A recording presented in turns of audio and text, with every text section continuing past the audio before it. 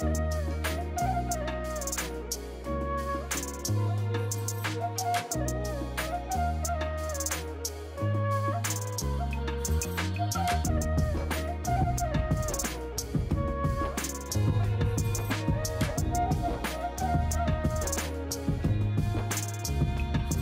বইয়ে পড়তাম না যে আকাশে সব সময় যা জ্বলজ্বল করে তা কিন্তু নক্ষত্র নয়, তার মধ্যেই কিছু কিছু গ্রহও থাকে যারা নক্ষত্রদের আলোয় আলোকিত হয়। ঠিক তেমনই বাস্তব জীবনে সবাইকে মানুষ বলে মনে হলেও সবাই কিন্তু মানুষ নয়, সবাই ভালো মানুষ হয় না।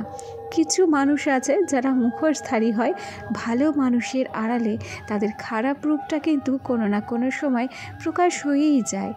নমস্কার, কেমন আছো সবাই? আশা করছি সবাই ভালো আছো, আর আমরাও বেশ ভালো আছি। আমি রিমি। আজকে আমার আরও একটি নতুন ভ্লগে তোমাদের সবাইকে অনেক অনেক স্বাগত জানিয়ে ব্লগটি শুরু করছি। আশা রাখছি ব্লগটি তোমাদের ভালো লাগবে। আমাদের জীবনে জানো তো, শেখার আর জানার কোনো শেষ থাকে না। আজকে না একটা বিষয় তোমাদের কাছে আমার জানার আছে। গতকালকে আমি দুধ ফ্রিজে রেখেছিলাম। আমি সকালবেলা বার করে যখন ছাঁকনি দিয়ে ছেঁকি দুধটাকে জাল দেবো বলে নর্মাল টেম্পারেচার হলে দুধে যে কতটা পরিমাণ বরফ জমেছে সেটা তো তোমরা প্রথমেই দেখলে, যেটা ছাঁকনিতে আমি জমিয়ে রেখেছিলাম। কেন গো দুধটা আমার ওরকম হয়ে গেছে বুঝতে পারলাম না। সত্যি বলছি, আগে পরে বাবার বাড়িতেই বলো শ্বশুর বাড়িতেই বলে কখনও আমি ফ্রিজ ব্যবহার করিনি, সেই জন্য আমার জানা নেই। কেউ যদি জানো আমাকে প্লিজ জানিও, তাতে করে আমার অনেক উপকার হবে। গতকাল থেকে আমাদের গ্রামে অনুষ্ঠান শুরু হয়ে গেছে গো, তাই আজকে আমার না একদম রান্নাবান্নার কোনো চাপ নেই। সকাল দুপুর রাত্রি সব সময় সেখানেই খাওয়া দাওয়ার আয়োজন। প্রত্যেকটা দিন অন্তত করে লাখখানিক লোক খায় জানো। তোমাদেরকে দেখাবো, দেখলে অবাক হয়ে যাবে যে কি বিরাট বড় অনুষ্ঠান। আর রান্নার জায়গাটা একসাথে প্রায় 20টা হাঁড়ি লাইন দিয়ে চাল চাপিয়ে রান্না হচ্ছে। কত বড় বড় কড়াইতে কত সবজি রান্না হচ্ছে সমস্তটাই দেখাবো। সেই জন্য সকালবেলাতে আজকে একটু দেরি করেই উঠেছি। রান্নাবান্নার চাপ না থাকলে একটু দেরি করে উঠলেও ক্ষতি হয় না।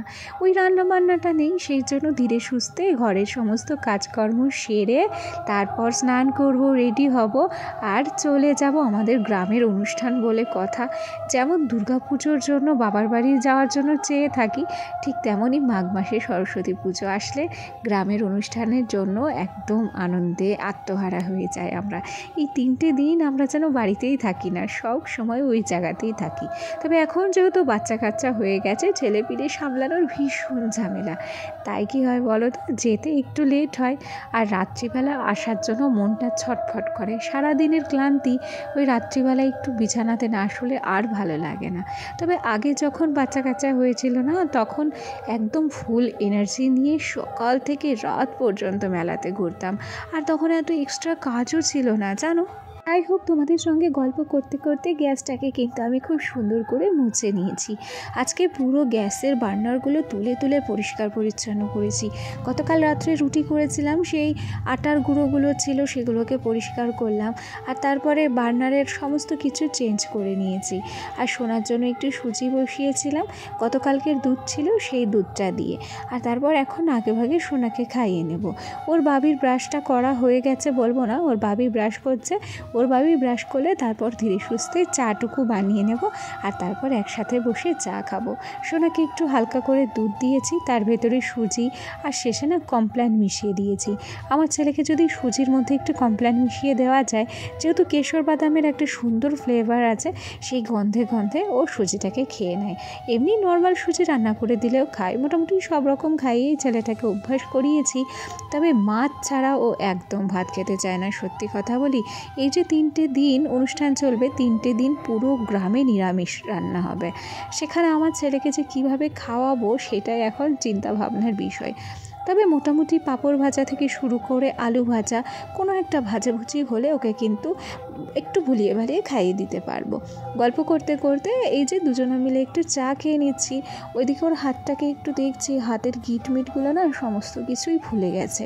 মানে এই হাতটা দিয়ে যে ও ভাত খাবে, সেই ভাতটাও খাওয়ার মতো পরিস্থিতি নেই বর্তমানে। জানো তো, আমাদের মতো মধ্যবিত্তদের অনেক রকম শখ থাকে, তবে শখ বলতেই যে টাকা পয়সা দিয়ে জিনিসপত্র কিনতে হবে তবেই শখ পূরণ হবে তা কিন্তু না। আমার কাছে শখের মানে কিংবা শখের সংজ্ঞাটা সম্পূর্ণ আলাদা। আমার কাছে শখ মানেই হচ্ছে যে কোনো অনুষ্ঠানে আমার কাছের মানুষটা অন্তত সাথে থাকবে, যে কোনো অনুষ্ঠানে তাকে নিয়ে একটু ঘুরতে পারবো, তার কাছাকাছি থাকতে পারবো, এটাই আমার শখ। কিছু কিছু সময় আমার মতো মধ্যবিত্তকে না দুধের স্বাদ ঘোলে মেটাতে হয়। কেন জানো? আজকে আমার বর চলে যাবে অফিসে। এই দিনটার জন্য আজকের 3টে দিনের জন্য পুরো গ্রামের মানুষগুলো ছুটি নিয়ে চলে আসে। এত বড় অনুষ্ঠান হয় সেখানে, আজকে ওকে চলে যেতে হবে অফিসে। আসলে আমার বরের নতুন জায়গায় পোস্টিং হয়েছে, আগে যেখানে ও পোস্টিংয়ে ছিল সেখান থেকে ও চলে যাবে, সেই জন্য আজকেই ওর জয়নিং। কালকে যেহেতু রিলিজ দিয়ে নিয়েছে সেজন্য 24 ঘন্টার মধ্যে যেহেতু জয়েন করতে হবে, তাই ওর মনটা না চাইলেও ওকে অফিসে যেতেই হচ্ছে। আর আমার ওকে আটকানোর ইচ্ছে থাকলেও আমি ওকে আটকাতে পারছি না। ভেবেছিলাম যে নামযজ্ঞ শুরুর একদম প্রথম দিন থেকে হয়তো একটু হলেও নিজেরা ঘুরতে পারবো, তার হলো না। আর সরস্বতী পুজো বলো, যে কোনো পুজো এখন আরও ছুটিও পায় না, তাই আমার আর ঘোরাও হয় না। তো কী হবে বলো, আমার শখ কিন্তু এইভাবেই অপূর্ণ থেকে যায়। আর এই যে আমার ছেলেটাকে নিয়ে একটু আধটু এদিক ওদিক একটু আধটু সময়ের জন্যই বেরোই, এইভাবেই আমার দুধের স্বাদটা ঘোলে মেটে গো। যাকে কিছু করার নেই, চলো এইভাবেই মানিয়ে নিতে হবে।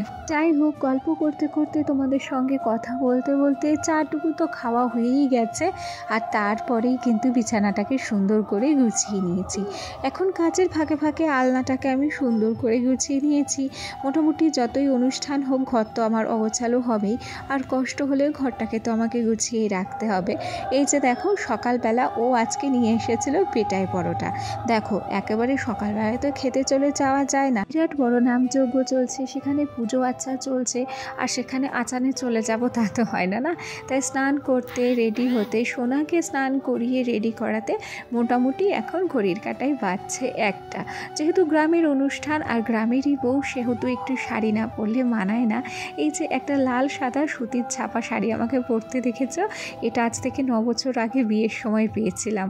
তখন একটা দিন পরেই সরস্বতী পুজো না লক্ষ্মী পুজো করেছিলাম, আর আজকে ভাবছিলাম যে এই শাড়িটাই একটু পরে নিই।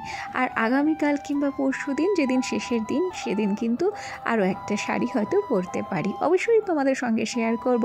যাই হোক, এবার সোজা চলে এলাম যেখানে অনুষ্ঠান হচ্ছে সেই বাড়ি। এখানে এসেই দেখছিলাম যে ঠাকুরের আরতি চলছে। এখানে খানিকক্ষণ দাঁড়িয়েছিলাম। ভিডিওর এই পর্যায়ে এসে তোমাদের একটা কথা না বললেই নয়, আমার যে সমস্ত বন্ধুরা প্রথম থেকেই আমার সাথে আছো, পাশে আছো, তোমাদেরকে অসংখ্য ধন্যবাদ জানাচ্ছি। আর আমার যে সমস্ত নতুন বন্ধুরা আজকে আমার ভিডিওটি প্রথম দেখছো, যদি কোনো কারণে আমার এই ছোট্ট ভিডিওটি তোমাদের ভালো লেগে থাকে তাহলে অবশ্যই করে লাইক করো, কমেন্ট করো, আর তোমরা চাইলে আমার এই ছোট্ট পরিবারের একজন মিষ্টি সদস্য হয়ে আমার পাশে থেকে যেও। যাই হোক, আজকে অনুষ্ঠানের অল্প কিছু অংশই তোমাদের সঙ্গে শেয়ার করলাম। এখন যেহেতু দুপুরবেলা ভিড়ভাট্টাটা অতটাও বোঝা যাচ্ছে না, তবে যেদিন শেষের দিন সেদিনকে যদি দেখাই তোমরা তো পুরো পাগল হয়ে যাবে ভিড় দেখে। দেখো, এখানে এই আসরটাকে কি সুন্দর ফুল দিয়ে সাজানো হয়েছে, আর এগুলো কিন্তু আমাদের এখানে গ্রামের ছেলেরাই সাজিয়ে থাকে। চলো, আজকের ভিডিওটি তোমাদের কেমন লাগলো কমেন্ট করে জানাতে ভুলো না। আজ আসি, টাটা সবাইকে।